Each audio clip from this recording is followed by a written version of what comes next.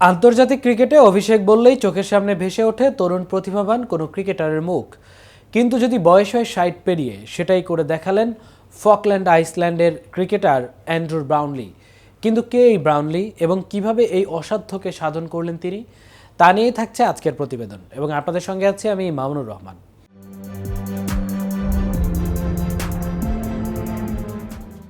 গত ১০ই মার্চ কোস্টারিকার গুয়াসিমায় স্বাগতিকদের বিপক্ষে আন্তর্জাতিক টি-20তে প্রথমবারের মতো মাঠে নামে ফকল্যান্ড আইল্যান্ডস।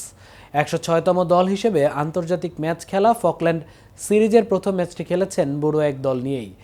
একাদশের সবচেয়ে কম বয়সী খেলোয়াড়টি বয়সেও ছিল ৩১। ৯ জনের বয়স ছিল ৪০-এর উপরে। এই ৯ জনের ৩ জনের বয়স আবার ৫৬ পেরিয়েছে। এই তিনের একজন অ্যান্ড্রু ব্রাউনলি সবাইকে টেক্কা দিয়েছেন। তার বয়স যে ৬২। তবে এই খবর জানাজানি হতে লেগে যায় আরও ৬ দিন। আন্তর্জাতিক টি-20 তো বটেই, ৩ সংস্করণ মিলিয়েই সবচেয়ে বেশি বয়সে আন্তর্জাতিক ক্রিকেট খেলার রেকর্ড এটি। ফকল্যান্ড ও কোস্টারিকা সিরিজে ৬ ম্যাচের মধ্যে ৩টিতে খেলেছেন ব্রাউনলি। সর্বশেষ তিনি মাঠে নেমেছেন ১২ই মার্চ।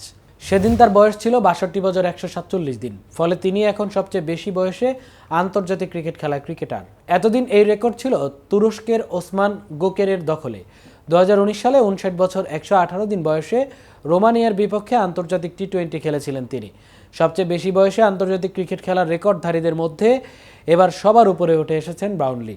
টেস্ট ক্রিকেটের ইতিহাসে সবচেয়ে বেশি বয়সে ম্যাচ খেলার রেকর্ড এখনও ইংল্যান্ডের উইলফ্রেড রোডসের।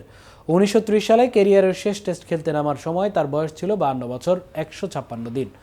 অন্যদিকে ওয়ানডে ক্রিকেটে সবচেয়ে বেশি বয়সে খেলার রেকর্ড নেদারল্যান্ডসের নোনান ক্লার্কের।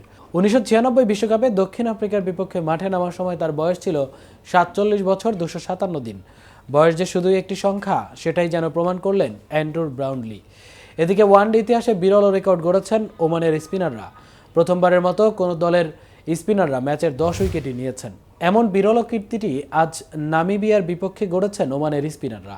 আইসিসি পুরুষ ক্রিকেট বিশ্বকাপ লিগ ২ ম্যাচে আল আমেরাতে এই বিশ্ব রেকর্ড গড়েছে ওমান। নামিবিয়াকে ৯৬ রানে অল আউট করার ম্যাচে প্রতিপক্ষের ১০ উইকেটে নিয়েছে স্পিনাররা। ওমানের হয়ে সর্বোচ্চ ২৫ রানে ৪ উইকেট নিয়েছেন শাকিল আহমেদ। ২টি করে উইকেট নিয়েছেন জয় ওদেদ্রা ও আমির কালেম। আর বাকি ২ উইকেট ভাগাভাগি করে নিয়েছে সিদ্ধার্থ বুকাপত্তনম ও সময় শ্রীবাস্তব। স্পিন সহায়ক উইকেটে অবশ্য নামিবিয়াকে ৩৩.১ ওভারে অল আউট করা ম্যাচে কোনো পেসারকেই বোলিংয়ে লাগাননি ওমানের অধিনায়ক জিতেন্দ্র সিং। এতে কোনো পেসার ছাড়া ইনিংস শেষ করা প্রথম দলও ওমান। নামিবিয়াকে অল্প রানে অল আউট করে এমন বিরল রেকর্ড গড়ার পরও জয় পেতে বেশ বেগ পেয়েছে ওমান। আজ এ পর্যন্তই। এতক্ষণ কেটিভির সাথে থাকার জন্য ধন্যবাদ।